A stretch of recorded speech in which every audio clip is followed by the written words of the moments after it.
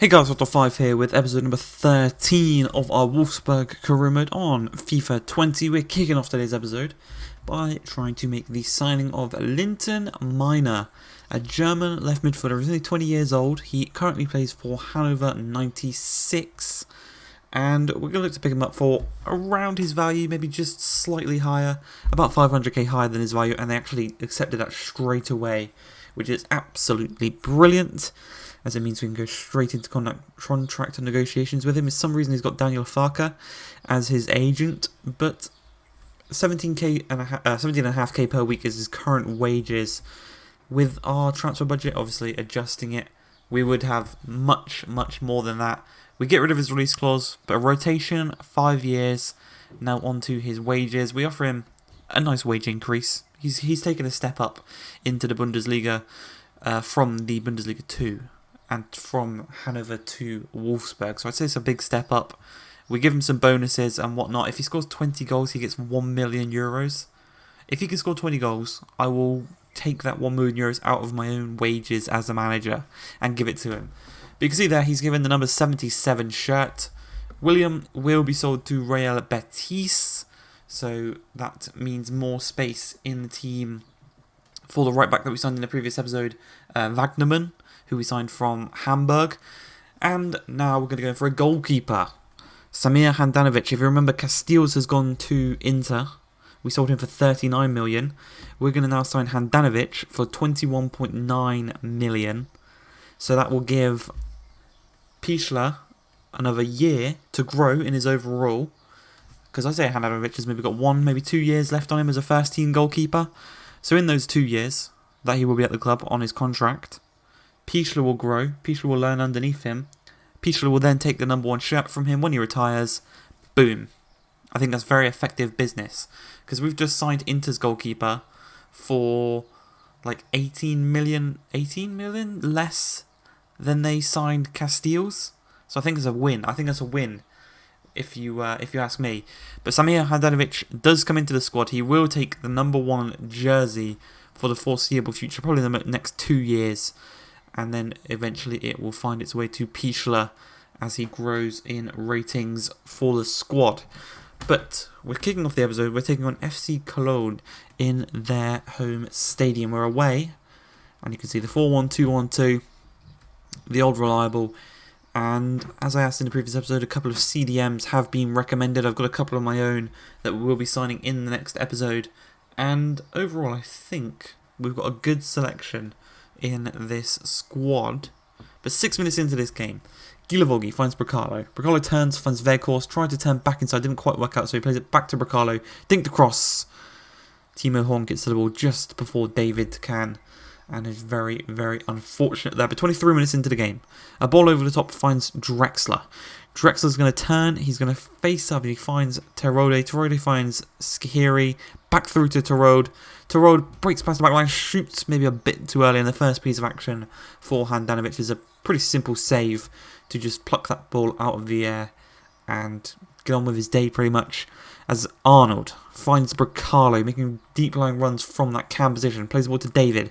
David's going to cut back inside, back outside, across to Drexler, runs to the byline, cuts back inside onto his left foot. He's got a 5-star weak foot, so it doesn't matter what foot he strikes the ball with. And 29 minutes into the game, Julian Drexler, I believe, gets his 2nd goal of the season, and it's a very nice goal if you ask me. Cutting back inside, doesn't matter what foot he strikes it on. He could have done that on the other side, on his right foot. It would have been just as good. But a really nice finish past Timo Horn as he cuts past the defender and makes it 1-0.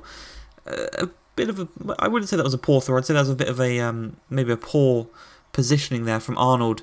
Results in a chance for Cologne, but luckily for us, Timo Horn is their goalkeeper. Samir Handanovic makes a save right in that bottom corner. Very nice reactions from the 37-year-old. So he's still got it. Was he 37 or was he 35? He's 35. He'll be 37 in 2 years when he replaced by Pichler. Don't know what I'm thinking. But Weghorst does continue his fine goal scoring form in the Bundesliga this season with a nice little goal there, doubling our lead. We're now 2-0 ahead in this game, and we're pretty much cruising. But you can see at this point, we have made the we're making the kind of chances much easier now in this. Since the switch to the 4-1-2-1-2, I know we've been in it for a few episodes now, but the 4-1-2-1-2 just offers us so many more chances than maybe the 4-2-3-1 or the 4-3-3 that we tried. And yeah, it's really effective. A Timo Horn with a great save, and then Jorge Mir with a great block, denying us a chance of making it 3-0. As we make some substitutions, Schläger, Meyer, and Barco is coming on. Coming on in the attacking midfield positions, with Schläger coming on in the midfield for Julian Draxler, the goal scorer. As the first piece of action comes his way, David plays the ball through to Miner, cuts back inside, on his left foot, strikes it, but Timo Horn, what a catch. If he messes up that catch, that goes into the back of the net. But 79 minutes into the game, David turns his man brilliantly, one-on-one, strikes it across goal with a lot of power. Ferocious strike there by Jonathan David. And that, I think, is kind of the switch. He just flipped the switch there. And I think this second half of the Bundesliga season, Jonathan David's going to score a lot more goals than he did in the first half. Obviously, he's only got 2 or 3 goals in the Bundesliga. He's more of a Europa League goal scorer. But Miner cuts past inside to David, looking to get a second of the game. Just wide of the post. Lovely bit of skill there by Miner, though, to get away from his man, as Samir Handanovic keeps a clean sheet on his debut as we win 3-0. Very good performance. As we can see there, Menzel, our backup goalkeeper, has been sold. And we also get an offer for Renato Steffen of 8 million from Ajax. He's been officially sold, and we will get 6.5 million from that. As in the second and final game of the episode, pretty much, we take on Hertha Berlin back at home, and you can see it's an unchanged lineup. The boys, Miner and Barco, they came in and they did pretty well. I'd say they came in and did pretty well when they came subbed on. If they can repeat that in this game, they might find themselves in the starting lineup. But as you can see there, that is the league table, and we aren't really on track. We're currently sitting in 9th. Hertha are on 29 points. We're on 26. And a win today, we can jump them into... Sorry, we're 10th. They're 9th. So a win today, we can jump them. But you can tell by the game, it's a pretty back and forth game. You can see we are evenly matched.